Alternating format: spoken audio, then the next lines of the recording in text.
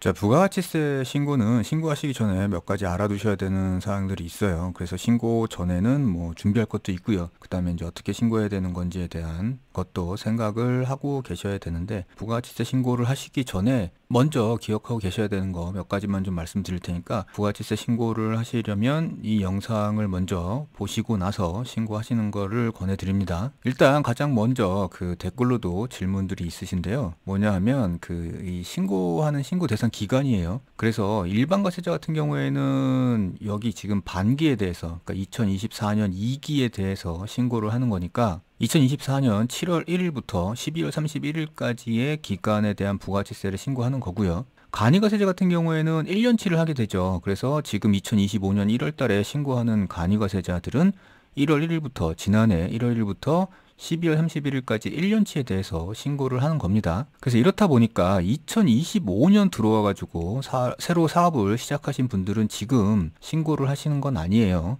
이 경우에는 뭐 2025년 7월 달에 확정 신고를 하시면 되고요. 이제 본격적으로 신고할 때 알아두셔야 되는 거 내용을 몇 가지 말씀드릴 건데, 일단은 신고 방법을 먼저 알아셔야 되겠죠. 그 다음에 이제 신고에 필요한 자료나 이런 것들에 대한 준비가 필요하고요. 그리고 대략적으로 본인의 과세 유형에 따른 부가가치세 계산을 어떻게 하는지 그 방법도 알고는 계셔야 돼요. 그리고 중요한 거, 매입세 공제 불공제를 먼저 판단을 하셔야 되고요. 그리고 각종 업종별로 필요한 사항들이 있거든요. 그래서 신고를 하시기 전에는 이런 사항들에 유의해가지고 미리 준비할 건 준비하고, 그 다음에 알아두셔야 되는 건 알아두시고, 그리고 본격적으로 이제 신고를 하시는 게 좋겠죠. 일단 신고 방법인데요. 첫 번째는 과세 유형에 따라서 내가 일반 과세자면 일반 과세에 맞는 신고를 하시고, 간이 과세자면 간이 과세에 맞는 신고를 하셔야 되겠죠. 그리고 지금 신고하는 게 예정 신고인지 확정 신고인지도 구분해가지고 그거에 맞춰서 신고를 하셔야 되고요. 지금 2025년 1월 달에 하는 건 2024년 2기에 대한 확정 신고가 될 겁니다. 그 다음에 이런 정기 신고 기한 내에 신고하는 거 외에 뭐 기한 후 신고나 아니면 수정 신고나 경정 청구의 방법이나 뭐 요렇게 신고 방법이 달라질 수도 있으니까 그거는 본인 상황에 맞춰 가지고 신고를 하시면 돼요. 그리고 나면 이제 자료들을 수집해야 되겠죠. 보통 자료들은 부가치세 신고할 때 세금 계산서나 계산서, 그리고 신용카드 전표, 그리고 현금 영수증 뭐 요런 정도의 자료들이 필요한데, 일단 전자적으로 발행되는 것들, 그러니까 전자세금 계산서나 아니면 전자계산서, 그 다음에 이제 등록되어 있는, 홈택스에 등록되어 있는 사업용 신용카드, 그리고 현금 영수증, 이런 것들은 다 홈택스에서 조회가 가능합니다. 그래서 이런 경우에는 별도로 뭐 준비할 필요는 없고요. 홈택스에서 조회가 가능하니까 거기서 참고를 하면 되고, 근데 이제 그런 것들이 아닌 게 있어요. 그러니까 홈택스에서 조회되지 않는 종이로 발급받은 세금 계산서나 아니면 마찬가지로 종이로 발급받은 계산서, 혹은 종이로 발행한 세금 계산서나 계산서도 있을 수 있죠. 그리고 이제 홈택스에 등록되지 않은 신용카드 뭐 이런 것들도 사용할 수 있잖아요. 그러니까 이런 것들에 대해서는 미리 다운을 받거나 요청을 해가지고 자료를 먼저 준비를 해 놓으셔야 되고요. 그 다음에 계좌 내역도 한번 보시고, 거기에서 뭐 돈은 들어왔는데 혹은 돈이 나갔는데 세금 계산서나 이런 증빙들을 발행을 안 했거나 발행을 못 받은, 혹은 내가 가지고 있는 이런 자료들이 계좌 내역하고 맞지 않는 게 뭐가 있나 이렇게 해가지고 놓치고 있는 것들을 찾아보시는 게 좋을 것 같고요. 그리고 나서 이제 신고를 하셔야 되는데, 뭐 저번에도 한번 말씀드렸다시피 홈택스에서 자료가 조회되는 기간이 있어요. 그래서 그 기간에 맞춰가지고 조회가 가능한 날짜 이후에 신고하시는 거를 추천드리고요. 그 다음에는 그런 자료들이 조회가 되고, 그 다음에 수집을 다 했다 그러면 어떤 게 매입세액이 공제 가능한지 혹은 불공제를 해야 되는지 이러한 것들에 대한 판단도 필요합니다. 그래서 일단 먼저 부가치세 매입세 공제와 불공제의 기준을 확인하셔야겠죠. 이거는 좀 내용이 많아가지고 제가 다른 영상에서 설명해 놓은 게 있으니까 그 영상을 참고하셔가지고 어떤 항목들이 공제가 가능한지를 먼저 각 자료별로 확인을 해 보셔야 돼요. 그리고 이제 그런 것들을 세금 계산서나 신용카드나 현금 영수증 별로 공제나 불공제가 가능한 부분들을 파악을 하시는데, 그렇게 공제 불공제를 구분하게 되면 요 증빙별로 이제 방법을 달리 가져가야 됩니다. 일단 먼저 세금 계산서에서 내가 받은 세금 계산서인데 그 세금 계산서에 불공제 항목이 있는 경우가 있어요. 소형 승용차 운용에 관련한 뭐 비용이라든가 세금이라든가 이런 것들은 불공제 항목이잖아요. 접대비라든가. 그래서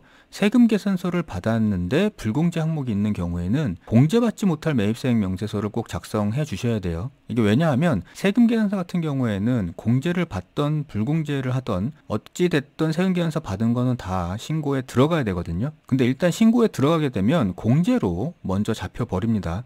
그래서 불공제 항목이 있다 그러면 그걸 별도로 빼줘야 돼요. 그래서 신고를 하시다 보면 이렇게 매입세액 쪽에서 서식이 있어요. 그래서 이 서식을 보시면 여기에 공제받지 못할 매입세액 명세서라고 있으니까 요거를 꼭 작성을 해주셔야 되고요. 그리고 이제 신용카드나 현금 영수증이 홈택스에서 조회되는, 그러니까 등록되어 있는 사업용 신용카드 혹은 현금 영수증에서 이러한 받은 증빙들이 공제 항목이 있고 불공제 항목이 있을 텐데 요거는 그 홈택스에 들어가셔가지고요. 신고하시기 전에 요 판단 기준에 맞춰가지고 공제 불공제를 변경을 사전에 해 놓으셔야 됩니다. 그래서 홈택스에 사업용 신용카드 매입세 공제 확인 변경 뭐 이런 데 들어가셔가지고 그러니까 이렇게 보시고 나서 이 하나하나를 다 공제 불공제를 판단하셔가지고 변경을 해 놓으셔야 되고요. 그 다음에 이제 현금 영수증 역시도 공제 확인 변경 메뉴가 있으니까 여기 들어가셔가지고 사전에 공제 불공제를 구분을 해 주셔야 되고요. 그러니까 이거 변경하는 내용에 대한 거는 제가 다른 영상에서 설명을 드리고 있으니까 그 변경하는 방법은 그 영상을 참고하셔가지고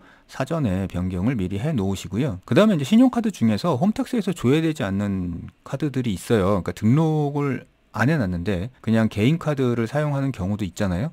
그러니까 그런 것들은 사업용으로 사용한 카드 내역들을 받아가지고 그 중에서 공제 가능한 것들만 추려다가 이제 입력을 하시면 되겠죠. 그러니까 공제하면 안 되는 불공제 항목들은 이제 입력을 안 하면 되니까. 그리고 이제 매입세 공제 불공제가 됐다 그러면 그러니까 이런 것들이 있어요. 그러니까 매출이나 매입에서 중복되는 경우들이 종종 있거든요. 그래서 같은 항목인데 세금 계산서나 신용카드가 함께 발행되는 경우가 있어요. 그래서 신용카드 따로 들어가고 세금 계산서가 따로 들어가면 중복해서 두 개가 들어가 버리니까 이 중에 하나는 빼줘야 되거든요. 그래서 미리 이게 중복해서 매출이 발생했던지 아니면 중복해서 매입이 발생했든지 뭐 이런 것들이 없는가 한번 확인을 해 보시는 게 필요하고요. 그 다음에 이제 특히 매출 쪽에서 그 현금 매출이나 이런 홈택스에서 바로 조회되지 않는 매출들이 있어요. 요거는 신고자 본인이 입력을 안 하면 모르게 되는 거죠. 그래서 현금 매출이 있었다 그러면 요것도 빠지지 않고 매출에 들어갈 수 있도록 신경을 좀 쓰셔야 되고요. 이 외에도 판매 대행 뭐 배달민족이나 아니면 네이버 스마트 스토어나 뭐 이런 것들을 통해 가지고 매출이 일어나는 경우에는 홈택스에서 조회되기는 하는데 그 조회되는 매출 금액과 실제 그 플랫폼에서 조회되고 있는 매출 금액이 맞는지 대략적으로 확인을 한번 비교해서 해 보셔야 되는 게 필요합니다. 그 다음에 이제 조금 짜잘한 것들인데 그 전자적으로 이렇게 전자세금 계산서를 발행하시는 사업자들이 있는데 여기 이제 세액 공제가 있죠. 요것도 전자세금 계산서를 많이 발행하시는 분들은 건당 200원씩이니까 요 세액 공제도 꼭 받으시면 좋을 것 같고요. 그 다음에 이제 부가가치세 신고할 때 세금 계산서만 신고하는 게 아니라 계산서를 발행했거나 아니면 계산서를 받은 경우 이런 경우에도 계산서를 작성을 해 주셔야 됩니다. 그러니까 그거는 이제 신고를 하시다 보면 여기 매입처별 계산서 합계표